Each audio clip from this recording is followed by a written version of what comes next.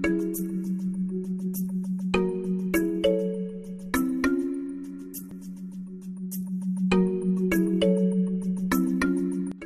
Assalamu alaikum everyone. Thank you so much for joining. This is another episode of The Isolation Central. Normally you see Alina Anjum hosting this and conducting this. This is Sophia who is trying to conduct it. And on a very, today the topic that we have is something very important and something of a highly sensitive nature. For those of you who do not know, just to give you a brief background, so recently in the last few weeks, we have seen that there are various cases of students coming forward from some of the privileged institutions, educational institutions of Lahore, sharing their grievances of sexual harassment and bullying. So this has started a sort of social media movement. It has received a lot of coverage from the news media, and it has also,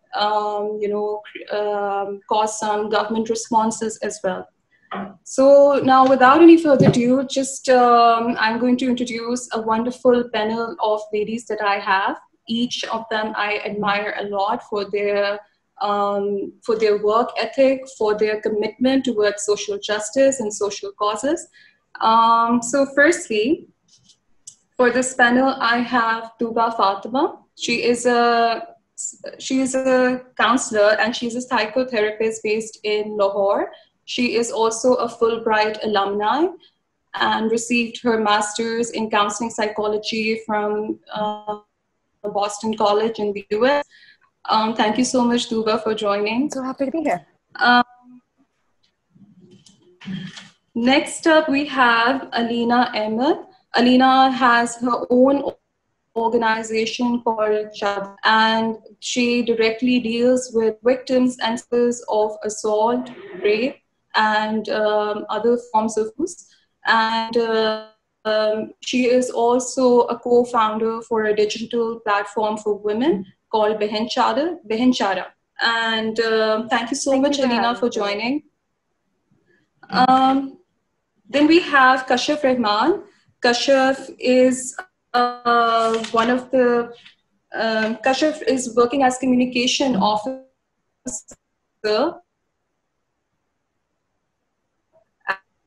and she's an advocacy organization, and they're working for Audit Adi March. Kashif has also experience of teaching in various public and private universities in Islamabad. Thank you so much, Kashif. Thank you so much.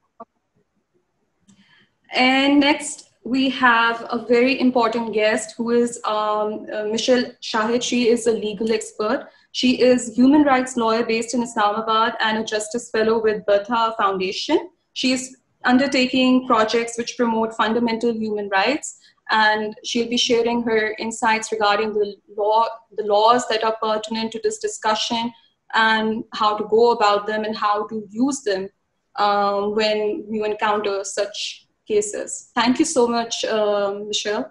Thank you.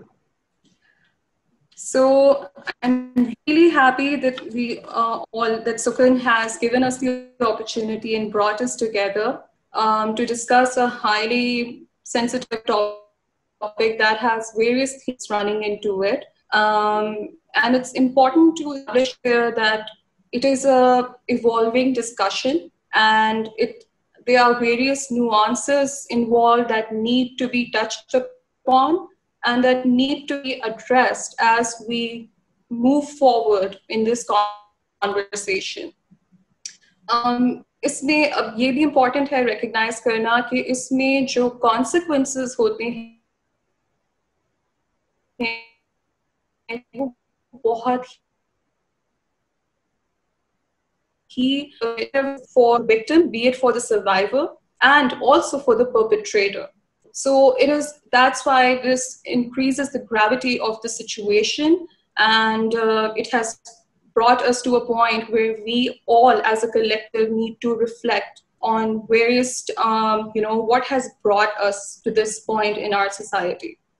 So one of the things that I was thinking of, that I was sharing with you guys earlier as well, कि 60s की जब एक movement थी, it was in the West, it was amongst the students and some feminist movements जब West में शुरू हुई, तो एक slogan बहुत मशहूर हुआ था कि personal is political, यानी जो हम चीजें पर्सनल लेवल पे एक्सपीरियंस कर रहे होते हैं, यानी ये जो इंसिडेंट्स हमें बहुत सारे सुनने को मिले हैं, उनके पीछे बहुत ज्यादा like they are products of certain cultural forces, certain environments. They're not happening in isolation, unfortunately. They're happening because there's a culture around this. There's a culture that makes the abuse happen and makes some people too vulnerable to that abuse. So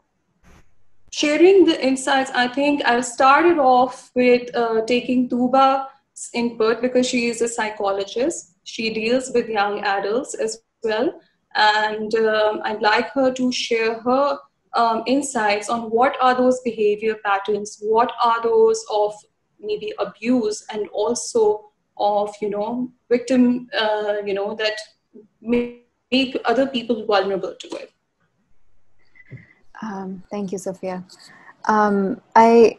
I very much agree that, even when we are talking on an intra-psychic or an intrapersonal or a psychological level,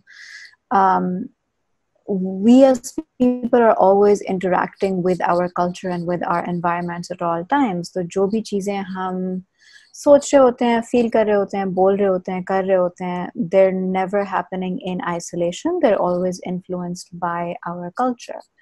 And so even mental health isn't a purely internal experience. So, for example, this is something that I feel every female and across the globe can understand the experience of being in a public space and feeling a little uncomfortable. Maybe more or less safe based on कि आप अपने शहर के किस area में हैं या किस मुल्क में हैं, but we have a heightened sense of just being careful and being watchful when we exist in public spaces.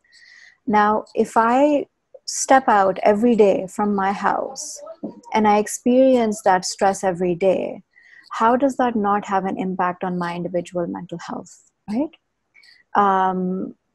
And there's different identities that become more or less vulnerable based on where we are.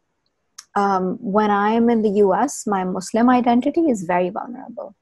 So if somebody is wearing a headscarf in the US, they can actually be more vulnerable to being catcalled, for example.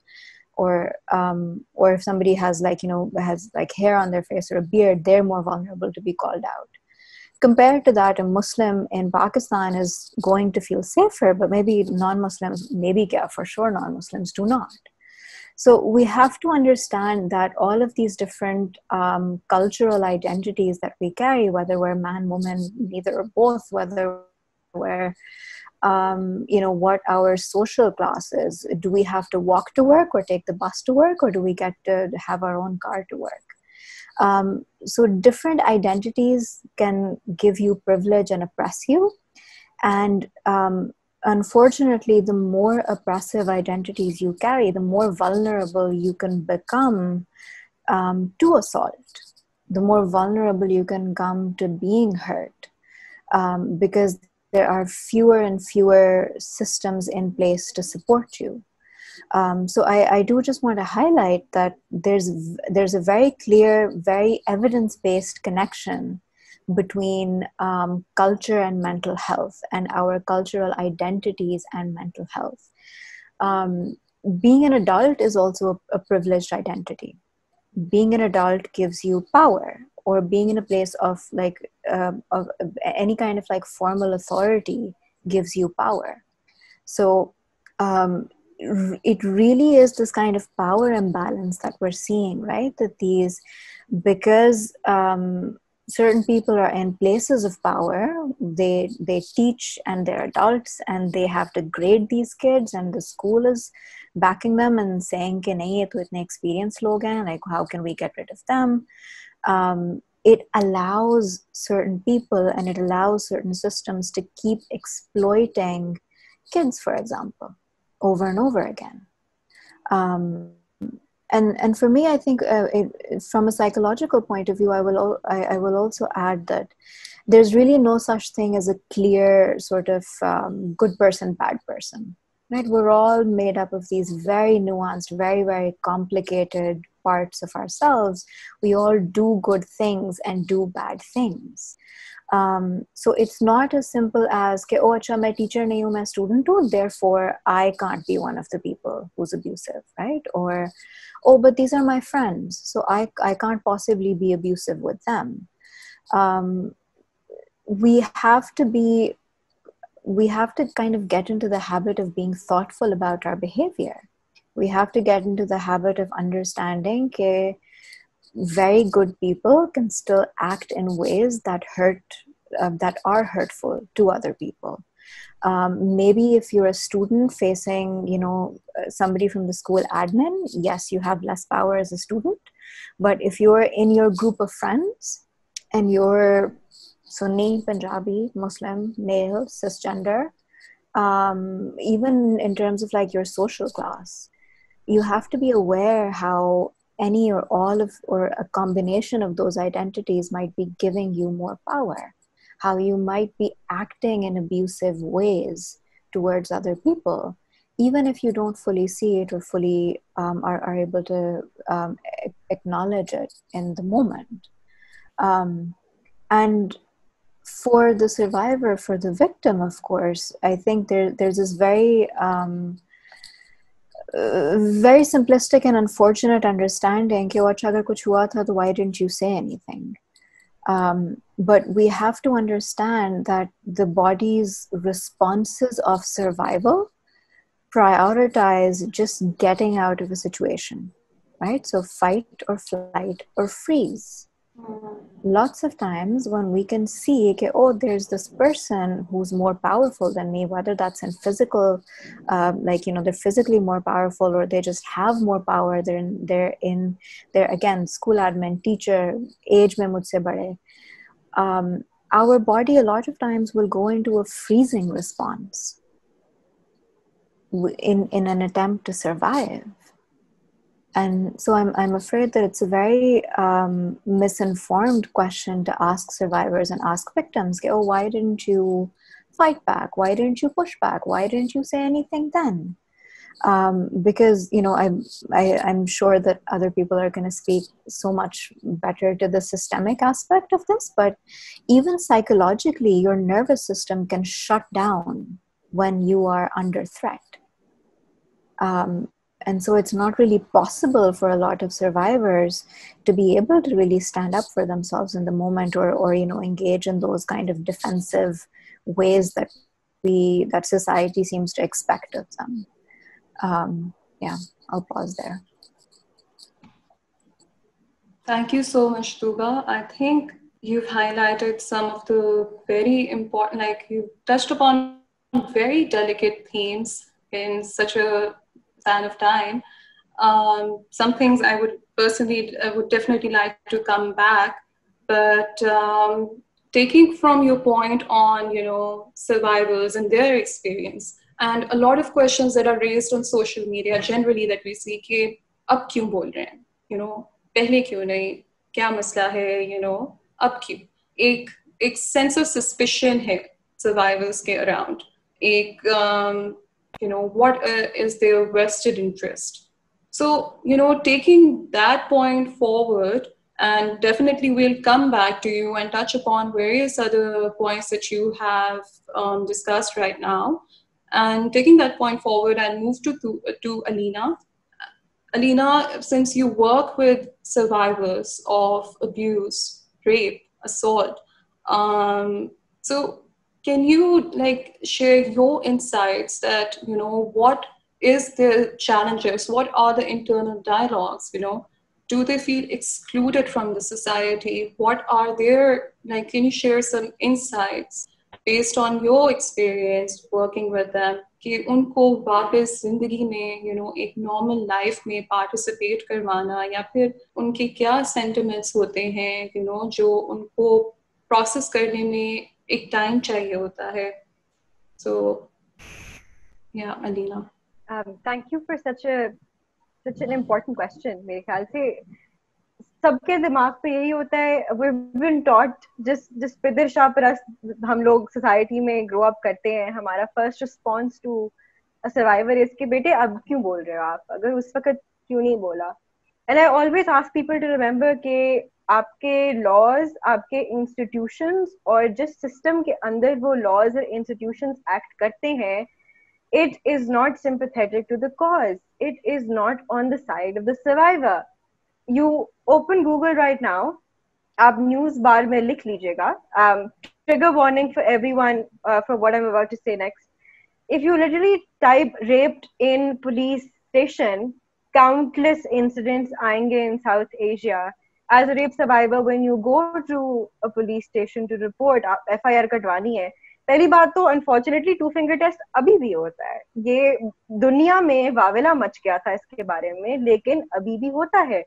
अभी भी police station वाले पहले आपसे ये पूछेंगे, बेटे आप कहाँ थे, क्या पहना हुआ था, किसके साथ थे, did you go there willingly, all of these questions.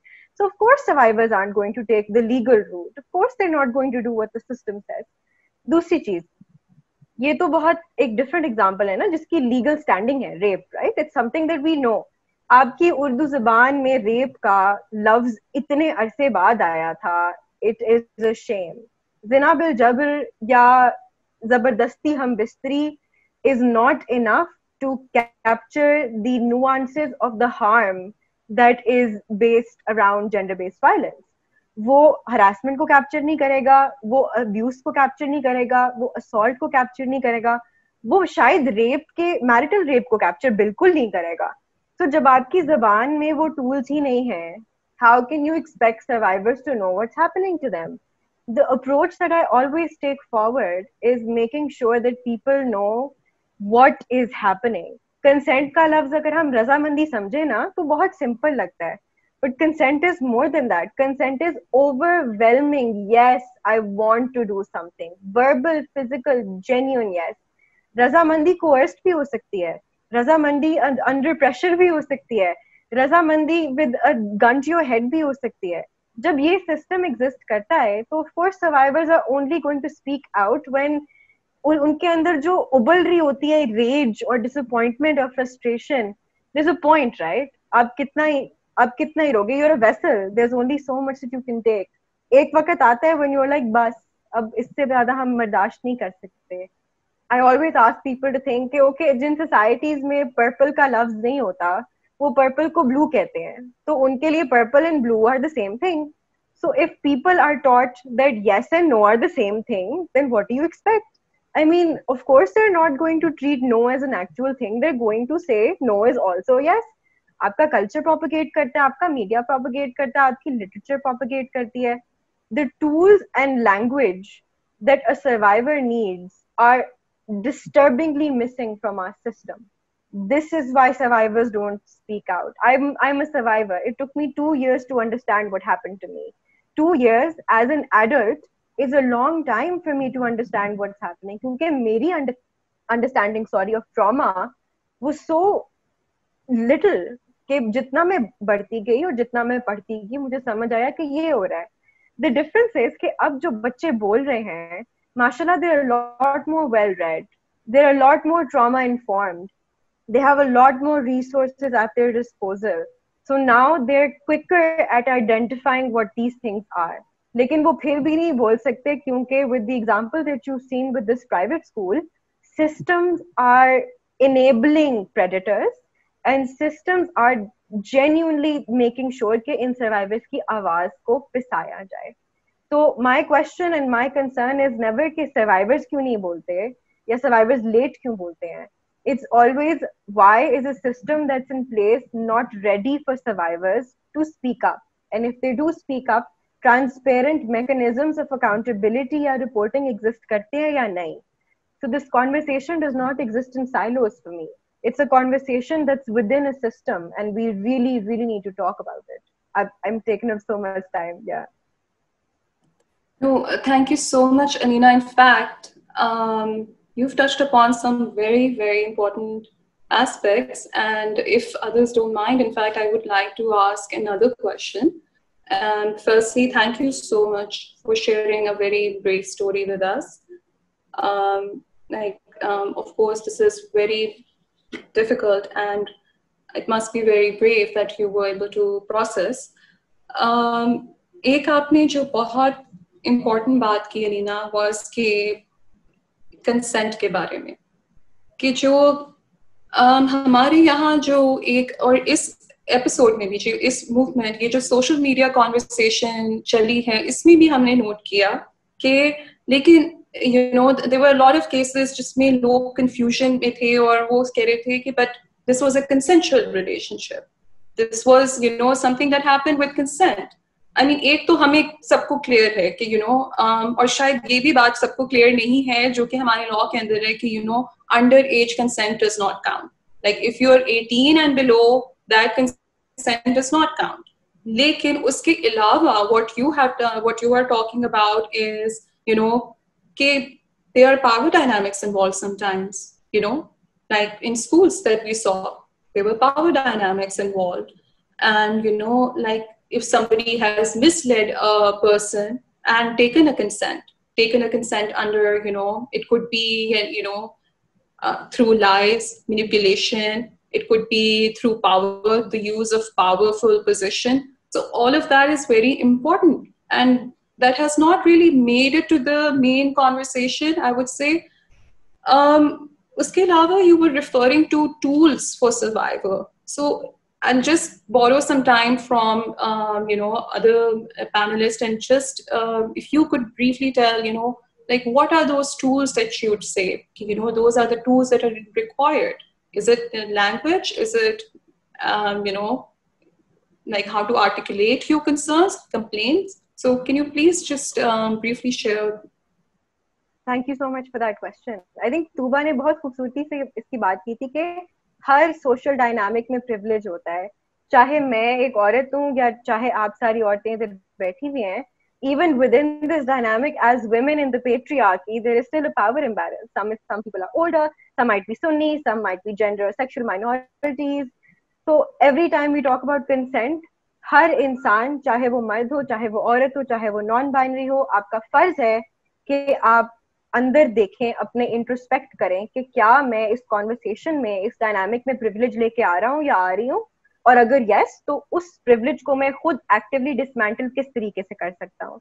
And when you take that out, that's when you're on a level playing field. That's when you can even start having this question, like conversation. आपकी जो बात है tools वाली, I think it's a combination of tools, so and also other resources. So one thing I do when I work with kids is कि मैं उनसे कहती हूँ अपने हाथ यूं करें, ठीक है? And when you like बिल्कुल दोनों हाथ तो यूं करके, then you spin around in a circle standing where you are. That's your personal space. If somebody wants to come into that personal space, आपसे वो इजाजत ले, क्या मैं इधर आ सकता हूँ, क्या मैं आपको हाथ लगा सकता हूँ, क्या मैं आपका हाथ मिला सकता हूँ. And if you want to say yes, then say yes. As an educator, मेरा फर्ज है कि मैं चाहे छोटा बच्चा हो या बड़ा बच्चा हो, उनको ये छोटी छोटी बिहेवियर लर्निंग एक्टिविटीज से समझाऊं कि कंसेंट क्या है. ये हो गया एक example of tool. Second example is good touch bad touch. About 3 to 4 years ago, educational institutions made a very good project was started. People were going to teach good touch, bad touch, and different parts of the body to little children. Overwhelmingly, teachers, parents, administration, उन्होंने मना कर दिया कि हम ये नहीं पढ़ाएंगे, ये फहाशत है, हम बच्चों को ये नहीं पढ़ा सकते. And these are, by the way, private schools that charge more than I'll probably make in my entire life for what these kids pay, right? And it's odd to see that when push comes to shove, these very educational institutions, after so much pressure, are willing to make these amendments. So the question is कि जब आपके पास ये tools हैं, by the way, educationist को train किया जा सकता है. पंजाब गवर्नमेंट और आपकी जो एजुकेशन administration है वो अगर मिलकर काम करे तो कंसेंट और हरासमेंट ट्रेनिंग्स करवाने में ज्यादा देर बिल्कुल नहीं लगेगी. All you need to do is develop simple frameworks. Language का इस्तेमाल कीजिए, बच्चों को समझाइए कि it's okay to say no. One, I am so sorry, I am taking so much time, but I just explain this थोड़ा सा जल्दी से.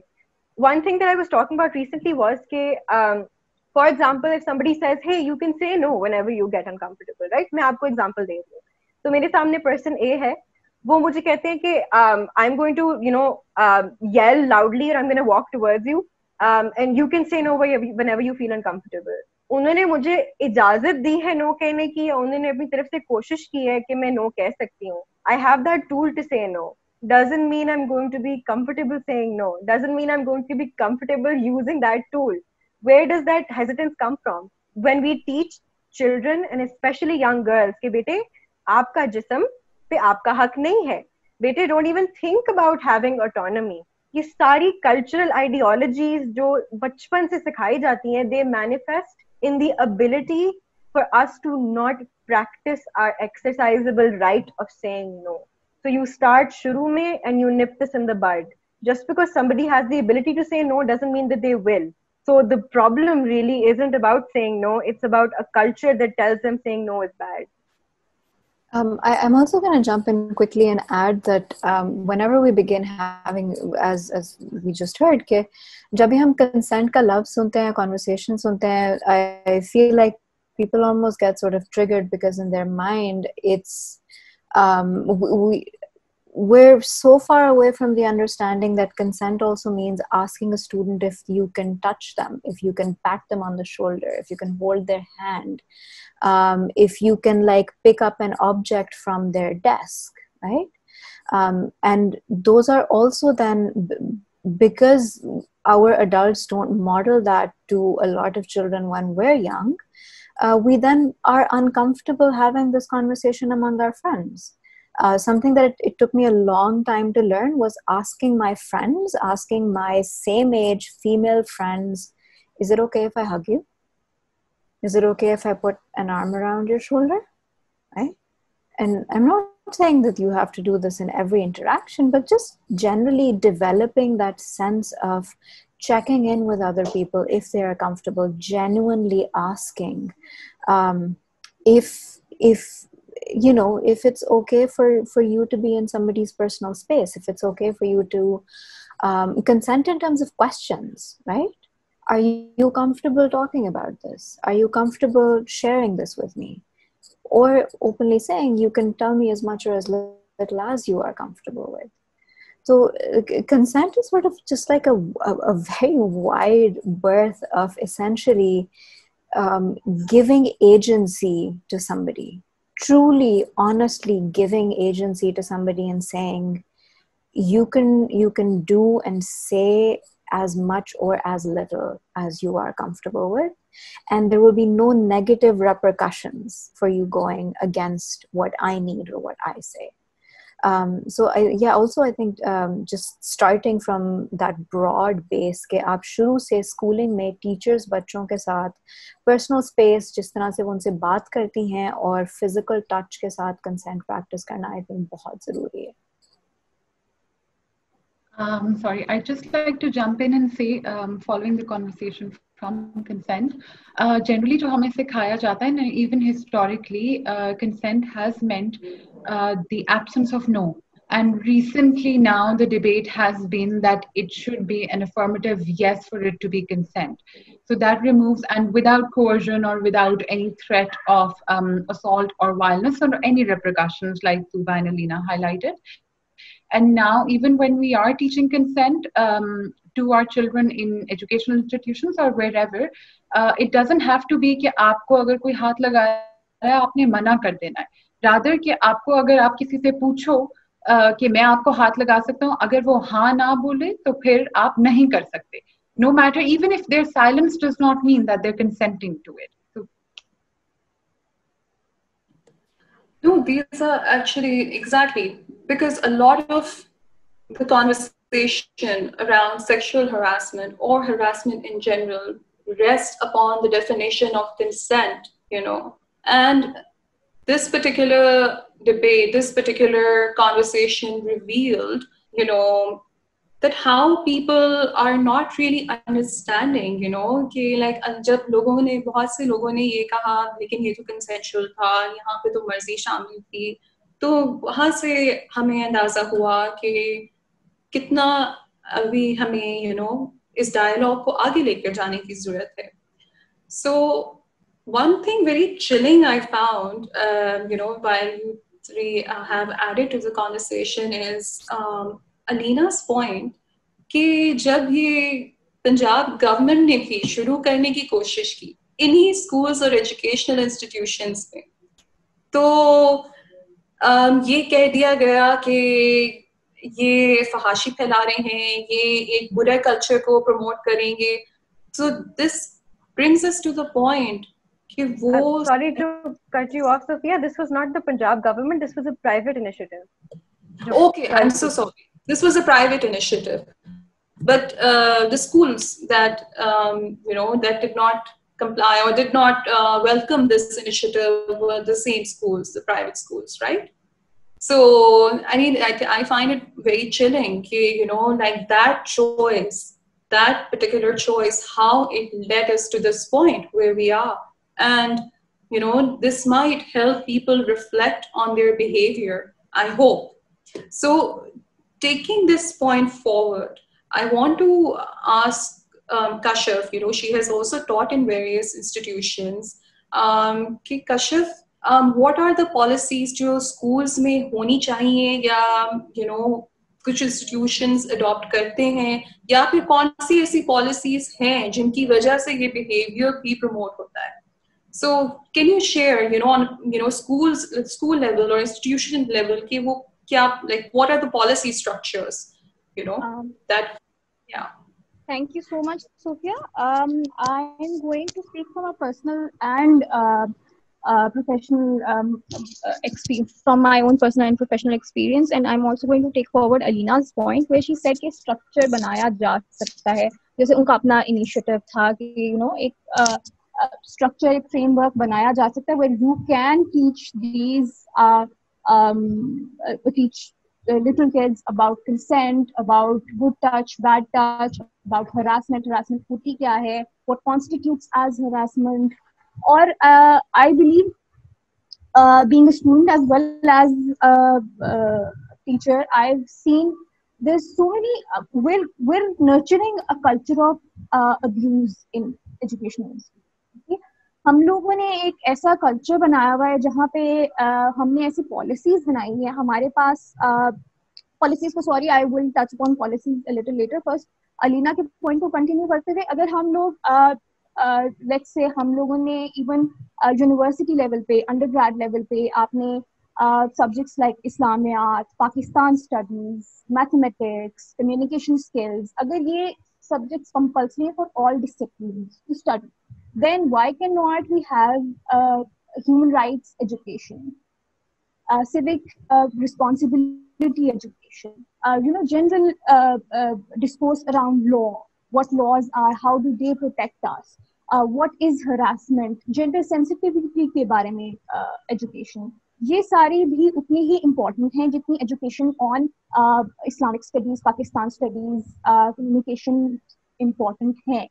स्पेशली पाकिस्तान में, चूंकि आई बिलीव के एजुकेशनल इंस्टीट्यूट सबसे ज्यादा मिकदार में इंजीनियर्स प्रोड्यूस कर रहे हैं और सबसे कम एम्पैथी एक उस डिपार्टमेंट में देखी जाती है, या एक स्किल्स बेस्ड एजुकेशन के डिपार्टमेंट में देखी जाती है. ह्यूमैनिटी में चलो फिर भी students are more aware of human rights and harassment और इस सारे कॉन्सेप्ट्स के बारे में. तो आई बिलीव कि अगर आप ये सारे सब्जेक्ट्स पढ़ा सकते हैं तो we should create policies where we make human rights education या जेंडर बेस्ड इश्यूज के ऊपर education mandatory on in educational institutes. Number 2, जब हम पॉलिसीज की बात करते हैं, we can have policies on let's say dress code, या हमारा जो कोड ऑफ कॉन्डक्ट है वो भी लार्जली कंस्ट्रक्टेड है around the way that you look or the way that you carry yourself, या इंस्टेड ऑफ कि how you can protect children, or how you can create an environment where they feel safer. Like Tooba rightly said कि एक power dynamic होता है institutes में. No matter वो आप अगर पोस्ट ग्रेड के भी स्टूडेंट हैं तो अपनी एडमिनिस्ट्रेशन, अपने इंस्ट्रक्टर्स, अपने टीचर्स के साथ आपका एक पावर डायनामिक है. हर कॉन्वर्सेशन में, हर गैदरिंग में एक पावर डायनामिक एग्जिस्ट करता है. तो अगर वहां पर स्टूडेंट जो है वो लेस पावरफुल फील कर रहा है, तो it is the institute's responsibility to make sure that we create an environment where the students feel safe, and we create a safe space where they can talk about these issues. Let's say someone is going through an issue, then they should be able to talk about, instead of having policies like dress code policies. और जो मुझे सबसे ज्यादा problematic लगती है, in my, again speaking from my own personal perspective, कि आप जब गेट पे एक गार्ड, तो आपने ये अथॉरिटी दे दी कि वो फीमेल स्टूडेंट्स को एंड इवन फैकल्टी मेंबर्स को रोक के बताएं कि जी आपका ड्रेस ठीक नहीं है, आपने कपड़े टाइट पहने हुए हैं. ये कॉन्वर्सेशन पहले भी, और ये हमने देखा बहुत सारी एजुकेशनल इंस्टीट्यूट्स में एक ड्रेस कोड पॉलिसी है, और उनको जब आप चेक करें कि एक गार्ड जिसकी रिस्पॉन्सिबिलिटी है to make sure that the students are safe, जब वही आपको एक बिकॉज इससे बहुत सारी लोग अनकंफर्टेबल ऑब्वियसली फील करेंगे. इफ यू आस्क्ड, आपको साफ साफ पूछा गया कि जी आपका दुपट्टा कहाँ है, आपने क्यों नहीं पहना हुआ, बेशक वो जो भी आपके रीजंस है बिहाइंड हैविंग द पॉलिसी, उसकी इम्प्लीमेंटेशन के बारे में फिर आप जब एक डायनामिक क्रिएट कर देते हैं where even the guard can has more authority than the student, फिर आपके जो मेल काउंटर पार्ट्स हैं they have more authority than teachers have. Coming from a female perspective, then I'm not saying that men are not harassed, they are, but women are more vulnerable to abuse and harassment. उसके साथ फिर dress code policy के बाद फिर I think इसी तरह की even dress code policies on female faculty members also exist in a lot of case. फिर इवन क्लास के अंदर यहाँ से we have a collective responsibility as well as an individual responsibility. And now that the conversation has started happening in thanks to internet and digital spaces, I believe this is now the right time that we collectively, and individually push towards policy that helps create a safer environment for our students in educational institutes, as well as a more responsible individuals out of educators or teachers as well. Thank you. Thank you so much, Kashyap.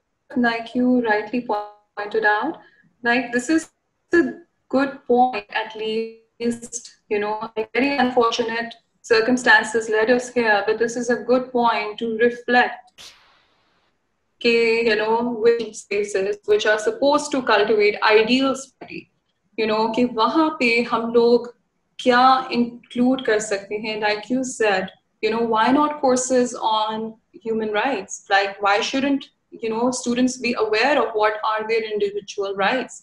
And then along with the rights, what are their civic responsibilities?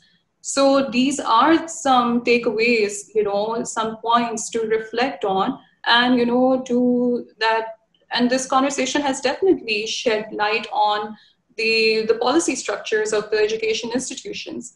Sorry, I'd just quickly like to add another point that these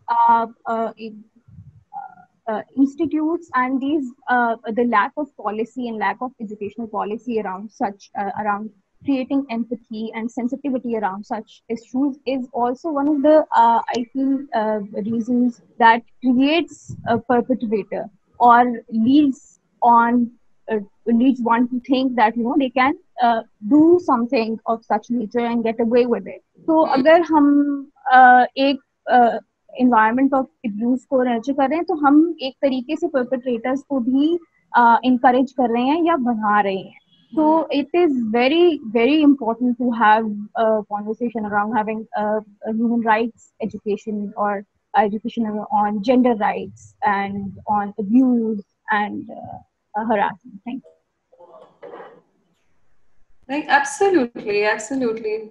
Thank you for pointing that out. This is highly important, and like Tooba and what Alina had also pointed out, and Michelle also pitched in and mentioned, कि एक तो rights हैं ही, rights के अलावा हमें पता होना चाहिए कि existing society में that point of time, what are your privileges as well, you know, since like being a woman of middle class, being a woman of, you know, an upper middle class, you know, what are your privileges, you know, that are not available to that of, you know, working class woman. So these are very important, and you know, that's why I think this is the right point. And thank you so much, Michelle, for waiting. I think now I'll just taking this forward, I'll ask Michelle that, you know, because laws are the ones that are catering to everyone right now. Okay? So it is important that this movement, these conversations are translated in the existing legislations. And that knowledge, legislations mein jo hame protection granted as citizens, that is also available to, readily available to people, you know. So Michelle, can you please share, you know, like right now, where do we stand? You know, what are the current legislations? What are the protections granted? And also, what are some of the pitfalls, for example? So, yeah, thank you. Thank you, Sophia. So firstly, like you pointed out, laws, I would like to touch upon how the laws are actually made, because we do have this understanding that कानून तो बन जाता है और आपको protection grant हो जाती है. But behind that, there's an entire procedure and there's an entire policy that goes behind making a law and giving that right within the legal system. And well, historically, this has been a criticism of the legal system itself, and majority by the feminist theorists, that the law has been made by men, and so it disproportionately caters to the needs of men. And because we are a part of a patriarchal society, a lot of a feminist perspective or a female perspective has been missing from the laws. So what happens is that what we see around us right now, कि वो evidence मांग रहे हैं harassment का, या फिर वो कह रहे हैं कि आपने FIR जाके कटवा लेनी थी, whereas FIR कटवाने के लिए ना आप अपनी पुलिस को gender sensitivity trainings दे रहे हो, ना आपके पास delegated police officials हैं जो कि इस report को ले सके. You don't have female officials who would be sitting, let's say, at 2 in the morning and who would file a complaint if a rape victim walks in. और उसके बाद, when you don't, even with this stuff, we're, like everyone pointed out, we're all creatures of this society, और सबके अंदर ये चीज बहुत ज़्यादा internalized है.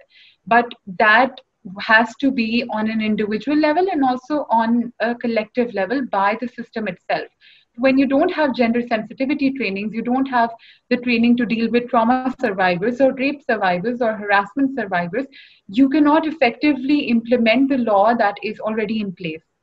अभी जो फिलहाल कानून exist करता है, which is you have 2 routes which have been debated about by a lot of people, saying कि आप अभी social media पे जाके आप post क्यों कर देते हो, आप Twitter पे क्यों जाके hashtag बना देते हो, why don't you go and file a complaint with whatever procedure that you do have and let the law take its course. Now the law itself, yes, it exists, but it also has its pitfalls. So presently, Hamara penal code says that harassment it does criminalize harassment and it carries a criminal liability. और उसके साथ आपको fine भी होता है. Now that relationship is irrespective of the harassment incident that happens. That's irrespective of the relationship between the abuser and the survivor. So for example, it's not limited to a workplace or an educational institution. It can be in the private space or in the public space, even within the house. And now, उसके बाद जब आप उसका जो procedure है, that's entirely different from another act, which is the Harassment at the Workplace Act, which is essentially to cater harassment within workplaces, educational institutions in Pakistan. However, uska route is entirely different from what the penal code says. That's essentially filing a complaint with an inquiry committee that exists within the institution where the harassment happens, or filing a complaint with an ombudsperson who has been appointed by the federal government. And that leads to a civil liability, which is ज़्यादा से ज़्यादा उसको निकाल देंगे नौकरी से या फिर उसको प्रमोट नहीं करेंगे और उसमें आपकी सारी पेनल्टीज यही एग्जिस्ट करती हैं. Both of these systems have their own issues. Firstly, with the penal code that I talked about, उसमें आपको, if someone is to avail that option and file a complaint, they would first have to go to the police station. Now, like Tooba pointed out, it takes a while for trauma survivors to realize what had happened to them and to recall the incident. And for this to happen, it can take days, it can take weeks, it can take months, or even years. Or aap us waqt, at the time that it happens, you're not at a position where you would go and say, foreign meri complaint file kar do, because something you've been violated to such an extent that it takes up, it shakes you to the core.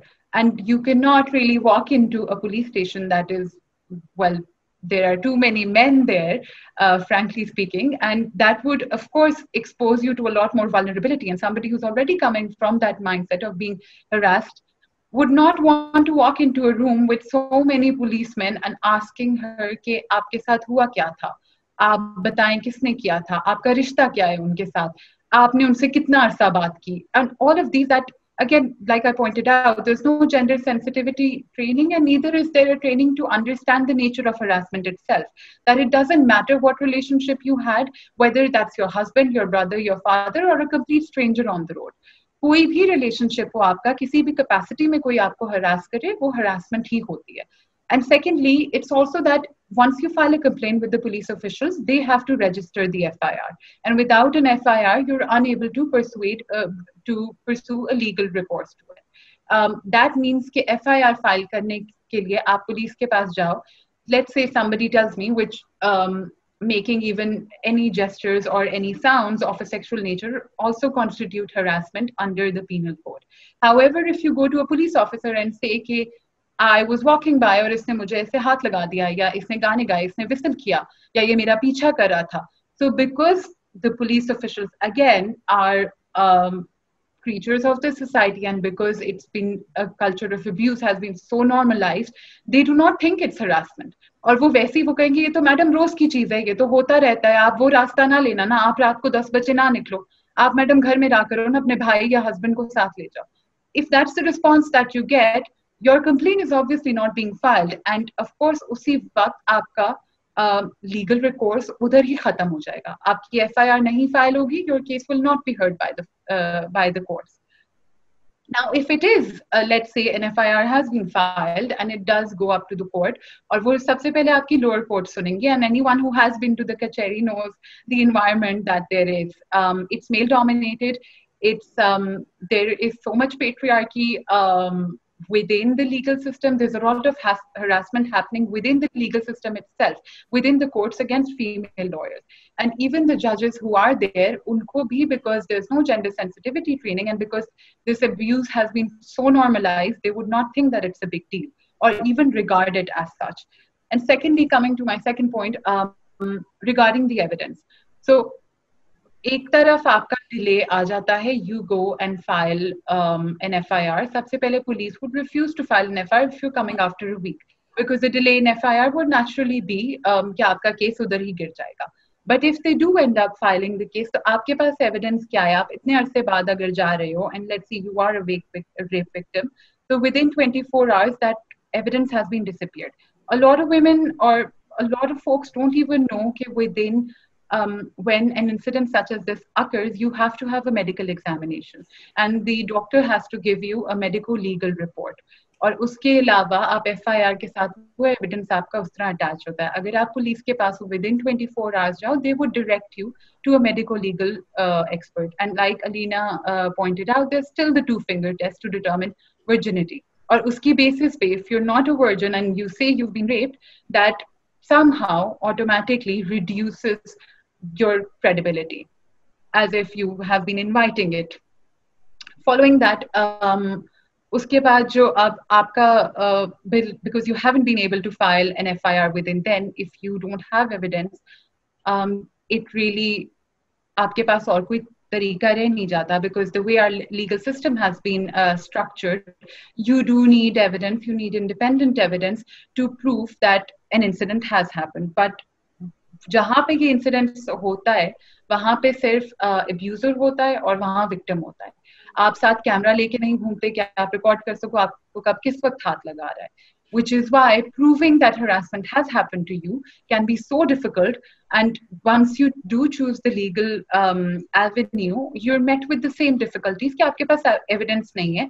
आप अगर आपने police को complaint क्यों नहीं कराई तो 7 दिन बाद क्यों कराई, या आपको इतने अरसे बाद क्यों याद आया, और आपका रिश्ता क्या था. All these questions will be raised in the legal system time and time again. And because of that, so many survivors have been deterred from even pursuing a legal recourse in the first place, क्योंकि उनको पता है कि यहाँ कोई सुनने वाला नहीं है और ना कोई accommodate करने वाला है. And because the law has been structured in that manner, despite it being in place, it does not cater to the unique incidents of sexual harassment, the needs of such cases. कि evidence हो सकता है ना हो सकता है वो देर से आए, because the effect that trauma has on your mind, you will not be able to step into a police station at that very minute and file a complaint. थोड़ा सा I'll just, sorry, I'll interrupt.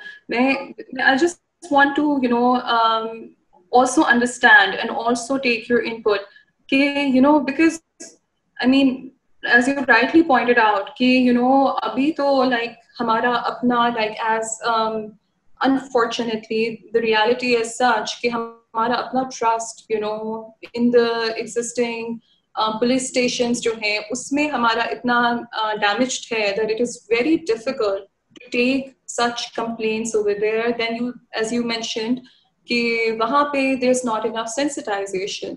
ठीक है, like on a larger level, they are not sensitized enough how to handle this situation.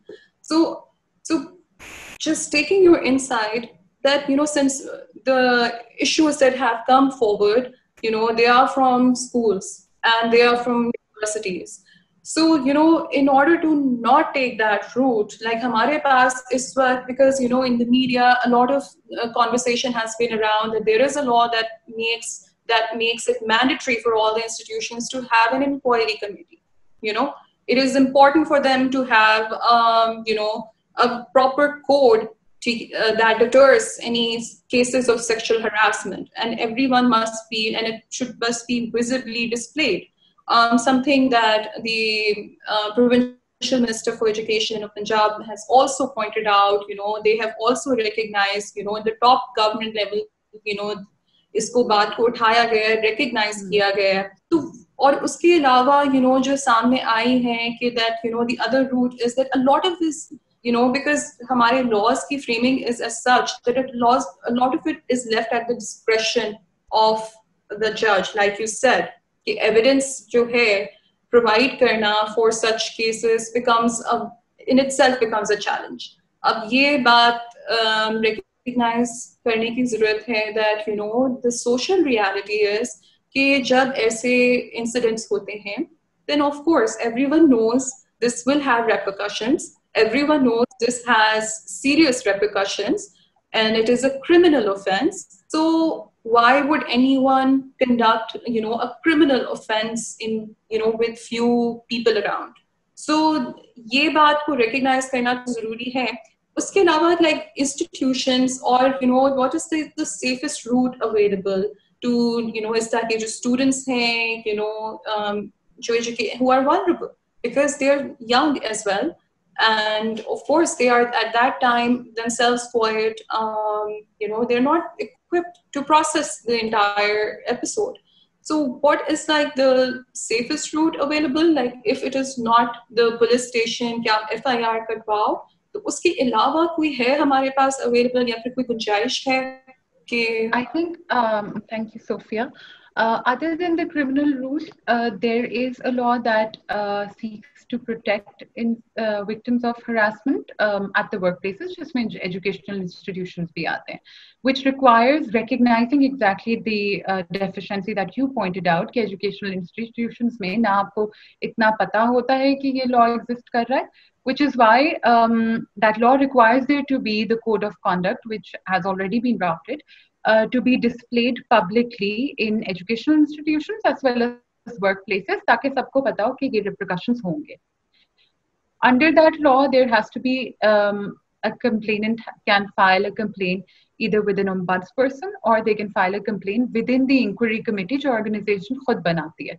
And that requires that उस committee के ऊपर there has to be one woman.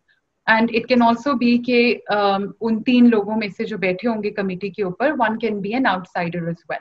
It doesn't have to be people from the same educational institution. But the problem is कि जब यही जैसे हमने इस movement के साथ देखा है, there is a culture of silencing survivors, which is why ना ये code of conduct को adopt किया है उस तरह से, ना उसको enforce किया गया है, और जहाँ वो exist करता भी है तो उनके पास इतने avenues रह नहीं जाते कि वो educational institutions को जा सकें. So firstly, it would be very necessary, like everyone highlighted, कि there needs to be a training regarding these issues within the educational institution. Or जब आप उनको, like our view on education is very limited towards kitabi baatein, whereas it's a lot of personal growth that goes into it as well. So recognizing that personal growth, I think unki काफी responsibility बनती है that not only should they actively have a zero tolerance policy against harassment, but also take legitimate action. And it shouldn't require thousands of people coming forward and saying कि इसने मेरे साथ ये किया है. It should be something कि आप उसको, you have to nip it in the bud. अगर एक बंदा आके कहता है have an inquiry committee, do something.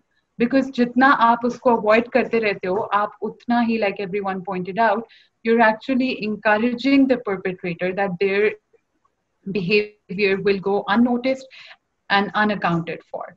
And especially now that that the law exists, I think after this movement there has to be a change in policies in educational institutions itself. और अब जब वो बैठ के उनको resign कर उनको निकालना शुरू कर दिया, they're firing those employees who have been accused. That itself should open their eyes towards what's actually happening and not police them. Because na sirf tone policing hoti hai, but even dress code, as Kashyap pointed out, everything, because all of that, all those steps somehow contribute to that culture of abuse and harassment. Itna wo normalize kar dena, because if our educational institutions don't take that step, aur jab एक बच्चा दिन के 8 घंटे 9 घंटे एक जगह गुजारता है, then I think there is a huge civic responsibility there कि आप उनको क्या सिखा रहे हो. And not only would they come out as more responsible beings and probably be more proactive towards these things rather than saying evidence kahan hai, or that this didn't happen to me, or so this didn't happen to anyone else. But I am hopefully considering that this Me Too movement has begun in Pakistan, it has led to certain changes, and whether that comes from a place of fear or it comes from a place of genuine concern, there is a recognition at least that some things are just not acceptable. And I think even that itself is a good move towards it. I'd also like to talk about, since Michelle is talking about policy change, so there's one thing that comes to mind, that Pakistan में एक national sex offenders list भी जैसे कि हमने देखा है कि waste में है, पाकिस्तान में नहीं है. तो देखा जाता है कि एक इंस्टीट्यूट से अगर किसी को इस हरासमेंट चार्जेस पर निकाला जाता है तो उनको कहीं और नौकरी मिल जाती है, या वो कहीं और जाके टीच करना स्टार्ट कर देते within the same country, और in some cases within the same city as well. So if we have a sex offenders list, or if a mechanism where a background check is run before employing someone, especially in educational institutes, so I think that would also be very helpful.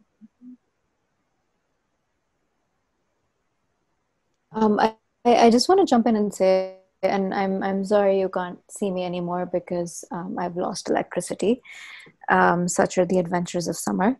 But I was just thinking of, hearing of the legal route, and I'm thinking of, maybe survivors who I would see as my clients, and I'm struck both by the fact that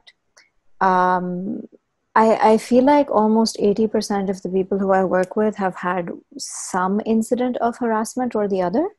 And not all of my clients are necessarily working through trauma, right? Maybe it's just, oh, they're anxious, or they're not feeling very well, or they're going through a big change in life and they need some support. But just as part of like my own kind of check, I've noticed that lots of people have had at least one experience of harassment, whether that's been in a school, in the family, on the street. So I'm very surprised and yeah, just surprised and a little disappointed कि हम अब तक इस conversation को इतना sensationalize करते हैं, because the reality is that this is happening right under our noses. This is happening to everyone. Or I mean, even one person is more than enough, but really this is rampant. And I'm thinking of the fact that anyone who is a survivor of harassment or abuse and is able to come to therapy, any therapist can only see a certain number of people. There's only so many hours in the day that you can work. Therapy requires access, a little bit of luck, finding the right fit for your therapist. It requires money.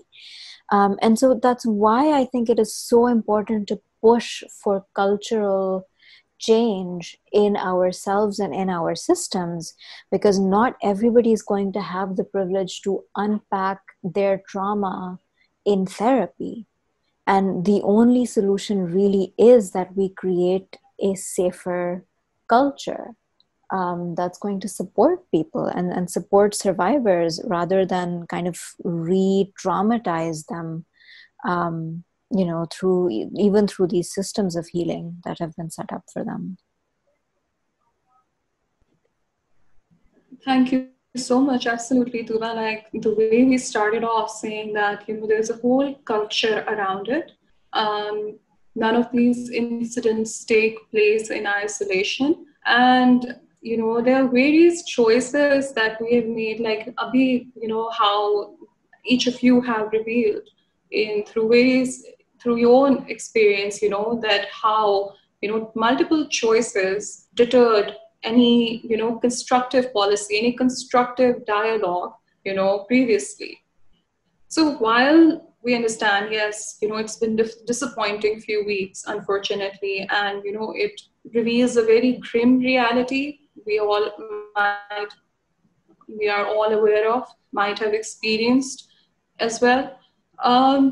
But like, I would just want to also point out here that, at least this is what I have noticed, since 2018, जब ये सबसे पहले शुरू हुआ था, followed by the US Me Too movement, जब पाकिस्तान में हुआ, और एक बहुत prominent celebrity also shared her experience, her grievances, how it was received by the people. There was no government, response. There was no response from, policymakers.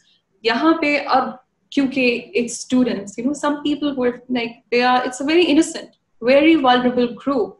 It has at least penetrated. I mean, it's unfortunate that it took us this much, and so long to address their grievances, and they had to come out publicly because their grievances were not heard in the institutions themselves, unfortunately.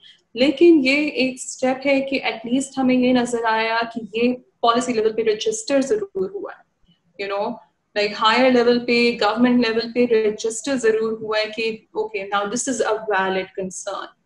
So like taking that understanding, of course, अभी मुझे नहीं पता, I mean, हमें किसी को भी नहीं पता, it is an evolving discussion, or seeing how things evolve in digital spaces, हमें नहीं पता कि how far we can go ahead with this. So keeping that picture in mind, like what do you think, at least right now, when the temperament is such, when the emotions are charged, at least like अगर हम लोग बात करते हैं कि culture level पे कुछ हमें मजीद करना चाहिए, तो कल्चरली हम लोग I'll start with Alina, what do you think, what could be done, because you have dealt with the survivors themselves and you've proposed such initiatives in the schools. So what do you think is very pressing right now from where we can possibly start. Thank you so much. I think it's very important कि आप ये सवाल पूछ रही हैं in this conversation, because generally it's always a theoretical conversation कि हम ये सब कुछ कर रहे हैं, but what are the next steps? It's a very important question to ask. हर शख्स जो इस conversation का हिस्सा है, you're a stakeholder in various capacities, and everyone can do something, perhaps little, perhaps large. And one thing I would really like to say is that students will change the world. Absolutely, they'll change the world. The current generation of students and the steps they're taking, I mean, आप जितनी तारीफ करो कम है. 2 days ago, LUMS की एक student ने बताया था that I don't know if it's public knowledge yet या इतने लोगों को पता है कि नहीं, but they created a framework in which a survivor-centric, student-led equity body would be created within LUMS, which would deal with harassment cases. That is a landmark achievement for a private university in Pakistan. आप मुझे बता दें कौन से developing ममालिक में ऐसे steps आए हुए हैं. Students are absolutely brilliant. वही framework हम लेके चलेंगे और हम बाकी universities में कर रहे हैं. So for example, I'm a graduate from FC. So I'm working with fellow alumni and I'm saying, okay, what can we do? हम इस framework को किस तरह कर सकते हैं? So I think the next cultural step will also be आपकी civic responsibility as a student, current or past. How can you contribute to a shift in the narrative and a shift in the policies of institutions? It's really not that hard. Create a WhatsApp group, create a Facebook group, talk about policies, get allies in the administration, get allies in the faculty, have a meeting, propose it, put pressure on the administration. जब 50-60 बच्चा email करेगा rector को या dean को या vice rector को, they can't ignore your emails. Consumer democracy जो बड़ी अजीब सी concept है, but like students जो आपके फीसें देते हैं, students that are part of the institution, students that are the reason that these universities are universities, when they start recognizing that there is the ability to do better, then administrations will have to change the way that they move. The next thing that I would like to end with is definitely what I do with my listening circle. I normalize it. I normalize everything. हमारे दिमाग में ऐसा society ना एक survivor का बस दो तरफा किस्म की ना हमारे पास एक बाइनरी सी ड्रॉ की हुई है. Yeah, it's this woman in a black shawl at the corner of the room continuously weeping for the rest of her life, or it's somebody who's so bold, who's always going to be out as a social justice warrior, who's always going to be working for the better. Why are these the only two options? Why do we have to tell survivors कि पहले तो आपके साथ कुछ हुआ, अब these are your two options? नहीं, normalize these conversations so survivors don't feel like they owe anyone anything.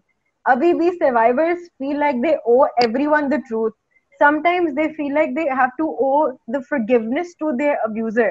क्योंकि हमने culture ऐसा बनाया हुआ है ना कि even within transformative justice हम कहते हैं हर बंदा change कर सकता है. So survivor पे pressure आ जाता है कि you have to forgive your abuser now because maybe they've changed. But why?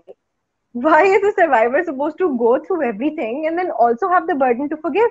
Also have the burden to navigate their life under the public scrutiny. So the first thing you do is you normalize these conversations. If it happens to you, doesn't mean it should happen, but talk about it. Develop a language about it. Develop a framework about it. Create a culture of discussing these things. जब आपका trauma और आपकी hurt shared होती है ना, तो action लेना collectively भी बहुत आसान होता है. So I think that's one of the many simple ways that we can move forward. I think that's such a powerful point, Alina. I'm going to add, just from again, that intrapersonal point of view, one question that's been really helpful for me. हम सब ने ये बात repeat की है बार-बार कि we're all products of the system, right? And that means that the question is not as simple as, am I sexist or am I not sexist? Am I a person who would do this to someone, or am I not a person who would do this to someone? Instead, I encourage all of us to ask ourselves, in what ways are we sexist? in what ways might I be acting in hurtful ways? So when we open ourselves up to an honest and authentic look of, where, what are the things that I have to unlearn and what are the things that I have to acknowledge and change, I think that, that it can also lead to an internal transformation, which is also quite powerful.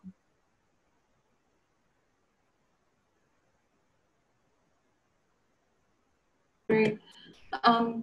Absolutely. Thank you, Tooba. I hope this conversation does open that internal dialogue that you have pointed out. It makes us, because so many of us, at least everyone mentioned and everyone present in this particular discussion and panel, they have studied in the same schools. They are, and this time around when this happened, we and most of us and most of the people that we were talking to, they could immediately recognize that culture that was being referred to. But the thing is that now, because of the social media campaigns and the movements, and these kids are also equipped to I'm not saying that they are completely equipped, they're very, very vulnerable, but they are more equipped at least, to articulate their concerns. They know that, and of course, इसलिए ये privileged schools में ही हो रहा है, people who have these access to such dialogue, I mean, it does not mean that it only happens in privileged schools, it's just that there is enough awareness and they know that what route they can use to, to articulate their grievances. So it is important to recognize that, yes, it's happening in various levels in our society. And that, now that we are at a point that, there is this, this language as well. So, but again, trying to understand, and then again, trying to reflect that where exactly in our personal experiences we might have overlooked such an instance, and where we need to hold someone accountable, and also where we need to have a dialogue as well. I think it's very important, like something that Tooba also said earlier, that it's important that in this conversation, ke hamara focus on the split of good and bad pe na ho. It is important to have a discussion ke there is a whole community जो कि जिसमें abuse perpetrators का एक culture शामिल किया जा रहा है और वो internalize कर रहे हैं. So while we are of course we know that this is highly delicate and highly challenging for the survivors to come forward, we also need to understand that what are those behaviors that create abusers as well. What are those narratives, since, I do not want to make it about a particular gender because both have experienced and come forward with their grievances. But, एक concept जो बार-बार हुआ है about the masculinity, that what is masculinity, what is like, why is it so challenging and why has it become so toxic for this society? So that is another point to take forward, and probably we need to come up with healthier archetypes and healthier role models for people. And okay, again, this is not going to happen today. This is not going to happen in a curriculum. This is going to happen over years of internal dialogue, like Tooba said. This requires imagination. This requires like our push and regular accountability. So just to before closing up, I'll take Kashyap's point of view as well. That since you mentioned about and you brought in about the curriculum that could be designed, like how would you like take this forward? How do you see and hope to see out of this conversation?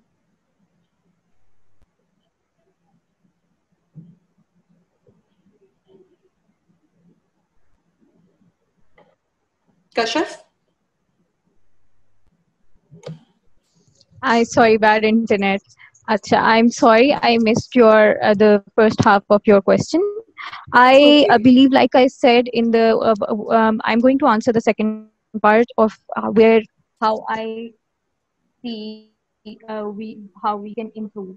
I believe we should start with looking at our policies. Like I said, जैसे हमारी policies हैं of singling out people on basis of not following dress codes or not following policies, and then having most institutes, I'd say, would publish lists of people who are not following these policies, or holding them accountable in their own ways. But when you do that, you're also making them vulnerable to abuse. When you're telling a student or a female child कि आपका uniform सही नहीं है, और morning assembly में आप किसी को single out करके side पे खड़ा कर रहे हैं, या which is the general practice in institutes. या यूनिवर्सिटीज में जैसे एंट्रेंस पर रोक दिया जाता है, या whatever the general practices are, these are making them vulnerable. They're making students who are already vulnerable more vulnerable. तो आप very उनको abuse के लिए थोड़ा सा ज़्यादा vulnerable कर रहे हैं. And then also I think instead of focusing on how the students look or how they're acting, we should focus more on what they're learning. What is their mental health? Are they what are their takeaways from the classes? उनकी student feedback जैसे generally universities के अंदर होती है. So I know, being a faculty member, what how important that feedback is, which is it's not very important. It doesn't really matter in the long run. उससे आपकी evaluation as a faculty member बहुत सारे institutes में student evaluation की base पर नहीं की जाती. So which is an important aspect to look at. Student evaluation को जितनी importance generally दी जाती है उससे ज़्यादा दी चाहिए. I'd also like to I think since I have experience in the university level, I'd like to ask Alina. I'd like to ask the same question from Alina as well, if she's here. At a more younger level, I think वहाँ पे क्या practices हैं, because they are more important. And again, like I said, कि यही practices जहाँ पर एक gender को ज़्यादा vulnerable बना रही है, उसी तरह दूसरे gender को teach करें कि you can get away with this. या एक desensitize कर रहे हैं आप दूसरे gender को. So Alina, I'd like to direct the same question towards you. I'm sorry, I got cut off. Could you repeat the gist of the question? I think what Kashyap is saying is that that since you're dealing with directly with very vulnerable audience के उसका point है कि क्या हम लोग एक खास gender को desensitize भी कर रहे हैं while एक अगर एक vulnerable हो रहा है साथ. So I think what she's signifying is, correct me if I'm wrong, Kashyap, is that there's this parallel conversations between different communities or genders, which is making one, a perpetrator, and of course they have to suffer consequences. On the other hand, it's making one group very vulnerable to those abuses and those crimes.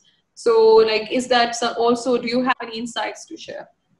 Considering the fact that we're already living in a patriarchal society, so one gender is already, more vulnerable, more susceptible to abuse and harassment.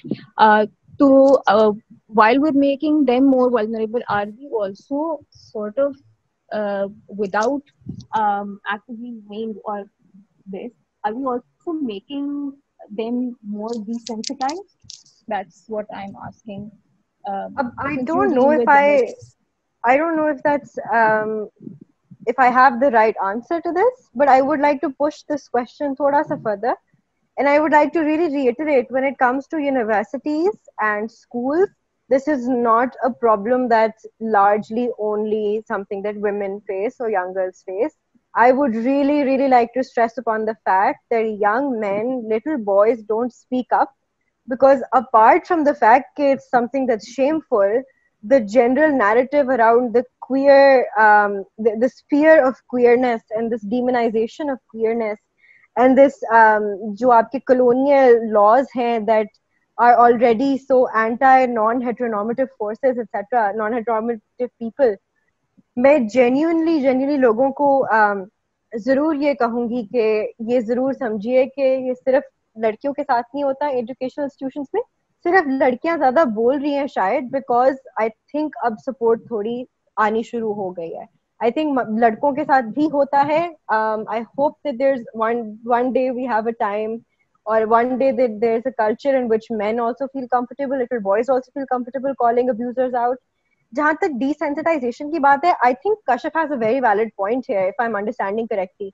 हम जब इस conversation को intellectualize कर लेते हैं, or these fancy terms are thrown down and these laws are thrown down and these conversations are happening in these platforms, people are like, yeah, so what? It happens. Like, it's normal. Like, अब it's not a big deal anymore, right? It happens everywhere. So अब हम कितना ही बोलेंगे, कितना ही करेंगे. I don't think that that's happening right now. I think that the anger and the frustration and the disappointment is come to such a boiling point कि अब nobody is willing to settle down. अब बच्चे desensitize नहीं होंगे, अब बच्चे चुप नहीं रहेंगे. अब no matter what you throw at them, by the way, defamation notices teachers file कर रहे हैं बच्चों के खिलाफ. Private institutions ने अपनी policies बना ली हैं कि if you call somebody out online, then we have the right to expel you. So when these things agitate students will not get desensitized. In fact, they will come back with a bigger force. And I really, I hope if somebody from these schools and these institutions is watching, then I really think that they need to get on the right side right now. Because otherwise, in a couple of weeks, maybe in a month, they will really be sorry for the fact that they weren't on the side of these students. Wait, that sounds like a threat. I'm so sorry. I'm not threatening everyone. I'm just generally saying कि ये flow बन गया है और अब इंशाल्लाह बेहतरी ही होगी.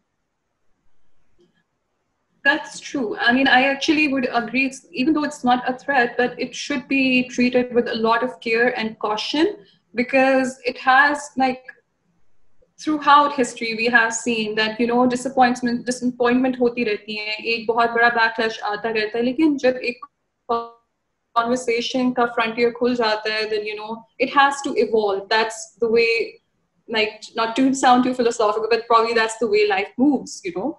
Like, these things have to evolve. We have to, what were our mother's experiences are probably not ours. What were our experiences are not of, I mean, the young girls, they're not ready to tolerate any of that. So this in itself is a testament to the kind of progress that has taken place over time. And it is important to recognize and admit and evolve along with it. No matter what's, you know, what gender or what power dynamic you have, it's like Tooba said, it is important to have that internal dialogue and keep holding yourself accountable as well. So Michelle, you know, towards the end, I'll just want your comments that, you know, now that we have, you know, very diverse points and, you know, very stretched discussion on this.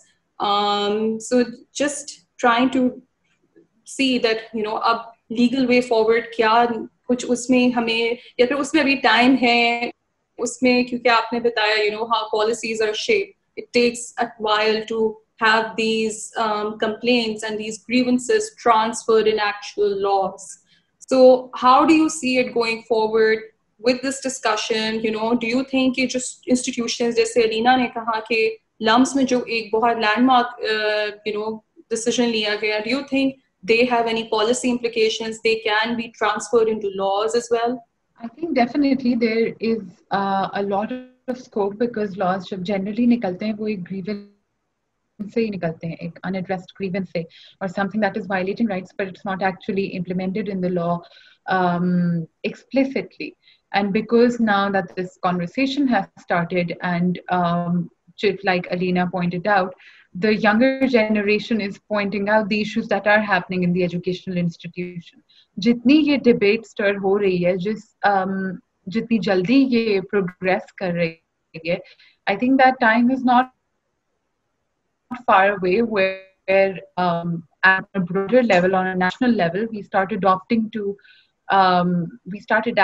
these the diverse relationships that we have and the privileges that we exercise, and also recognizes that it doesn't exist in isolation, that none of this exists in isolation, and it's a systemic issue that we're trying to deal with. So unless hum usko as a systemic issue dekhenge, not entirely just as an individual experience, I think we'll be closer to it. And like Alina said, it's happening. And I'm glad that LUMS has taken that initiative. It's a good thing for a university to do that. So, okay, now just wrapping up. Thank you so much, everyone, for sharing your insights and for a very engaging discussion. And honestly, I myself, I'm walking out receiving a lot and learning from a lot that all of you have had to say and share. So just like it's important to have that internal dialogue. It is important to understand that it is a cultural phenomenon at large, which is manifested in varying degrees that we see, in form of these very unfortunate incidents and cases. And there is some positive sign that, yes, these grievances are being addressed. And these young people, individuals who have come forward, the students, they themselves have given us so much hope. They have given us so much inspiration that how they are, what is their vision of the world, what they are not ready to succumb to, what they're not ready to tolerate. And, they are willing to fight for themselves and speak up for themselves. And while being so vulnerable, while being so clueless in this space, they have taken the very brave step to come forward and, have their publicly voice their grievances. So I hope in future, we have more, we have system that addresses these complexities. As everyone has mentioned, they are representative of those complexities, and they educate their students, be it in all girls, be it in all boys, be it in co-education. Everyone receives their right, that is their right, the education of what are the social privileges they have, what are their rights, what are their civic responsibilities. And hopefully we also, one day see that all of this conversation moves to the policy level, like Kashif, Ishal said, there's a lot of scope for that. And that's how laws were evolved over time. So thank you so much, everyone, for sharing your thoughts. And thank you so much for Sukhan for bringing us all together and allowing us to share our insights and also learning from each other. So thank you. Thank you so much, everyone. Bye. Bye. Take care.